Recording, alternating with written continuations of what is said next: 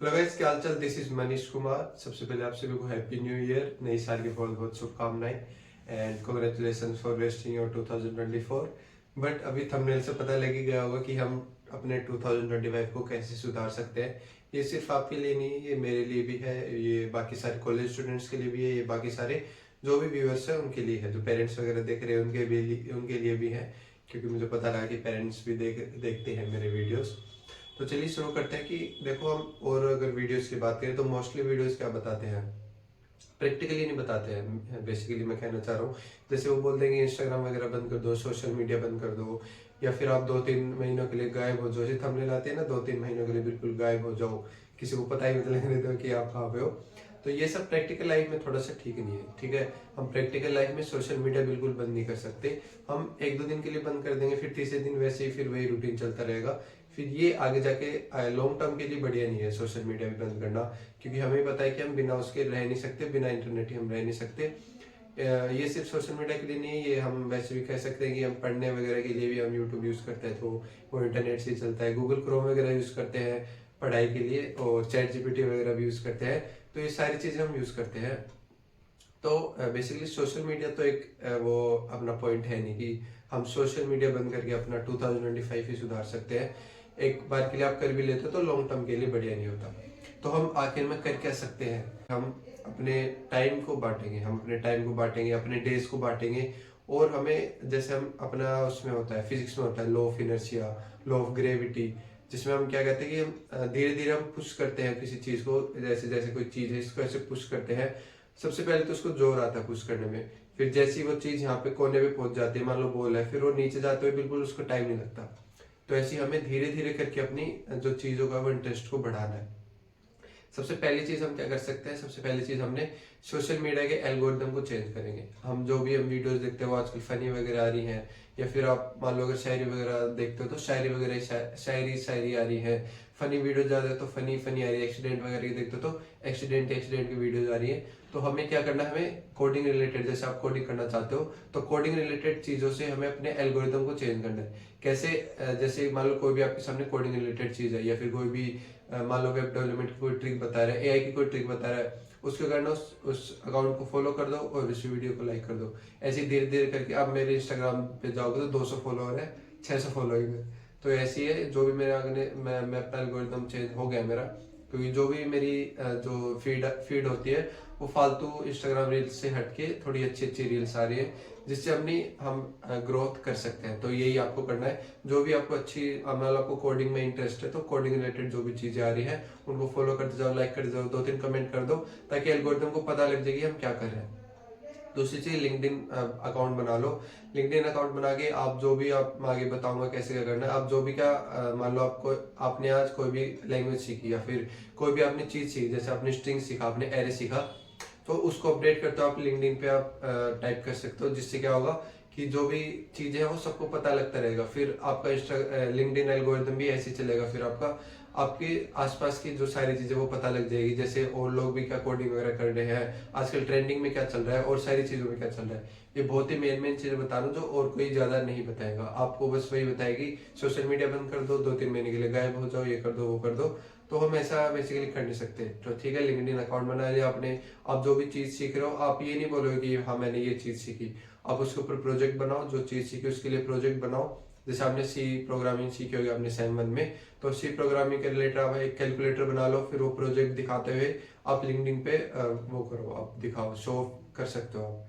ठीक है, लिंक्डइन पे ज्यादातर शो ऑफ ही होता है, ताकि औरों को पता लगे कि आप क्या कर रहे हो और आपको पता लगे कि और लोग क्या कर रहे हैं। ठीक है, दूसरी चीज ये होगी। तीसरी चीज आपको क्या करना है, आपको एक अलग यूट्यूब अकाउंट बना लेना है। उस यूट्यूब अकाउंट में भी आपको बस उन्हीं चैनलों को फॉलो करना है जो आपके लाइक, आप कोडिंग से सही करो तो कोडिंग में आप अपना कॉलेज हो गया, आपका स्ट्राइवर वगैरह हो गया, टेक यू फॉरवर्ड, और भी बहुत सारे जो कोडिंग वगैरह चैनल है या फिर स्टडी रिलेटेड चैनल है, उनका सारा आप अलग से एक यूट्यूब अकाउंट बनाओ, उसमें अपनी सारी सब्सक्रिप्शन रखो। ताकि आप यूट्यूब खोलो तो आप वो जो आप डेली देखते हो बेफालतू की चीजें वो ना आए, आपको खुलती आपकी कोडिंग रिलेटेड चीजें या फिर जो आप पढ़ना चाह रहे हो वो सारी रिलेटेड चीजें हैं। ठीक है, तो ऐसे हम एल्गोरिथम वगैरह को चेंज कर सकते हैं, और ऐसी आपकी थोड़ी थोड़ी ग्रोथ होगी। बाकी आगे की चीज क्या है, आपको आगे क्या करना है कि आपको अपना टाइम डिवाइड कर लेना है। मैंने स्टार्टिंग में बताया, टाइम डिवाइड कर लेना है। जैसे मान लो आप एक कोई भी कोडिंग लैंग्वेज से कोई भी चीज पढ़ रहे हो, मान लो आप रिकर्जन पढ़ रहे हो, मान लो आप डीएसए में रिकर्जन पढ़ रहे हो, तो रिकर्जन आप एक दिन में पूरा नहीं पढ़ सकते। आप ऐसे मान लो देखो कि 1 घंटे की वीडियो है, तो 1 घंटे की वीडियो आपको मान लो आप ज्यादा ही लेजी हो तो 1 घंटे की वीडियो भी नहीं देख सकते। तो आपको क्या करना है, उस वीडियो को पार्ट्स में देखना है, धीरे धीरे करके। आप पहले दिन 5 मिनट ही पढ़ो, बट आराम से पढ़ो, ध्यान लगा कर पढ़ो। 5 मिनट में जो पढ़ रहे हो उसको अच्छे से ग्रैब करो, ठीक है। मान लो हमने 1 घंटे की वीडियो देखी, उसको इतना प्रोडक्टिव वे में पढ़ो ताकि आपको आगे 2-3 महीने तक भी आप भूल ना पाओ। बहुत सारे बच्चे क्या करते हैं, वीडियोस देख लेते हैं, नोट्स बना लेते हैं, बाकी बाद में भूल जाते हैं। क्योंकि कोडिंग अगर हम बात करें तो कोडिंग में प्रैक्टिस ज्यादा नीडेड है। थ्योरी क्योंकि कमी पूछी जाती है, आप कहीं भी चले जाओ इंटरव्यू में, वो आपको कोड करवा के देखेंगे, आपको ये नहीं पूछेंगे कि इसकी थ्योरी बताओ, ठीक है।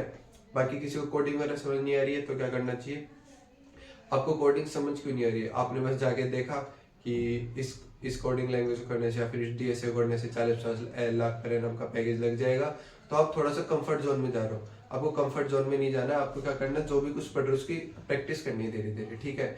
आपने आज कोई भी टॉपिक पढ़ा उसकी प्रैक्टिस करो, जो भी आपने कोड पढ़ा उसके 2-3 क्वेश्चन सॉल्व करो, लीड कोड पे जाओ, गिग्स फॉर गिग्स जाओ, कोई एक दिन भी ऐसा मत छोड़ो जिससे आप प्रैक्टिस नहीं कर पा रहे हो, ठीक है। आपको रोज प्रैक्टिस करनी है, practice makes a man perfect, आपको पता ही होगा। साथ साथ ये नहीं कि आप कोडिंग के अंदर ही घुस जाओ, सेमेस्टर की पढ़ाई भी थोड़ा बहुत ध्यान देना है। ज्यादातर बच्चे क्या करते हैं, सेमेस्टर की पढ़ाई पे ज्यादा ध्यान देते हैं, कोडिंग पे देते नहीं है, बाद में जाके वो कोडिंग फिर ज्यादा भसड़ मच जाती है, तो वो नहीं करना आपको।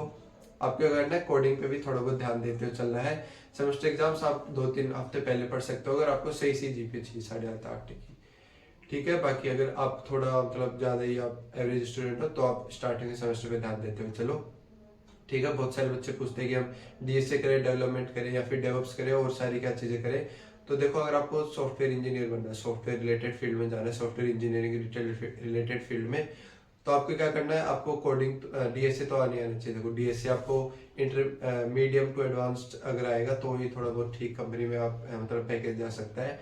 उसके बाद आपको डेवलपमेंट आनी आनी चाहिए। बहुत सारी कंपनीज डेवलपमेंट पूछती है, स्टार्टअप्स वगैरह में तो डीएसए भी इंटरमीडिएट पूछते हैं, डेवलपमेंट भी इंटरमीडिएट पूछते हैं। बट अगर आप अच्छे और बड़ी कंपनीज को टारगेट कर रहे हो तो डीएसए भी अच्छा आना चाहिए और डेवलपमेंट भी अच्छा आनी चाहिए। तो आपको इन दोनों को साथ में लेते हुए चलना है। डीएसए आपका 9 to 10 मंथ्स ले सकता है, तो अगर अभी से प्रिपेयर करना शुरू करोगे तो देख लो, अगले आप अगर सेमेस्टर 2 में आ गए तो 3rd-4th सेमेस्टर तक आप डीएसए कर पाओगे। फिर आपको डेवलपमेंट करनी है। अब यहाँ पे आप वापस से गलती करोगे, डेवलपमेंट के साथ साथ आपको डीएसए नहीं भूलना है, क्योंकि DSA is the most important thing. DSA भूल जाओगे, डेवलपमेंट कर लोगे तो कोई फायदे की बात नहीं है। तो जब भी आप डेवलपमेंट कर रहे हो तो डीएसए को साथ साथ लेते चलो, ठीक है। डीएसए मान लो हमने कर लिया, उसके बाद डेवलपमेंट स्टार्ट कर रहे हो तो डीएसए की सारी प्रॉब्लम जो है वो आप सोल्व कर रहे हो, ठीक है। डीएसए रिलेटेड आप ये भी नहीं करना कि डीएसए रिलेटेड से आप एक ही चीज को बार बार सोल्व कर जा रहे हो, एक ही टॉपिक को रिलेटेड अलग अलग टॉपिक अलग अलग सोल्व करो।